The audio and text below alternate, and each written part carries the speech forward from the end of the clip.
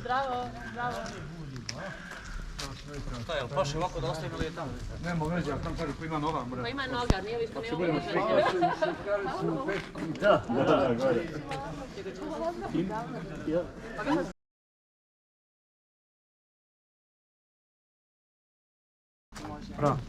Oca i Sina i Duha Svetoga. Amen. Gospodin s vama. Gospodin koji nas je pohodio kao mlado sunce iz visine, da noge naše upravi na put mira, neka bude vlada s vama. Amen.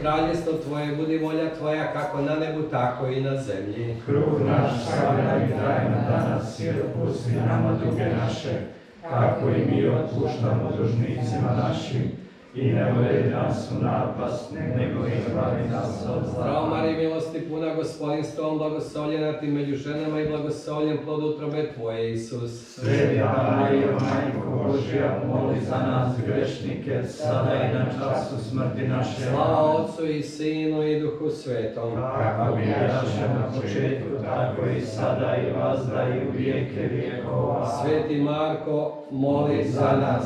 Gospe Konđilska, moli za nas. Blagoslovi Bože nas, ovdje okupljene, jelo koje ćemo blagovati. Blagoslovi naše hodočasnike koje hodočaste našoj Gospi u Konđilo. Daj da po zagovoru njenom oni sretno stignu i svome se domu vrate. Neka predobra Gospe, svi koji se budu molili Tebi u zagovor, dobiju Tvoju milost po zagovoru Krista našega Gospodina, Tvoga Sina, koji živi i vlada u vijeke vjekova.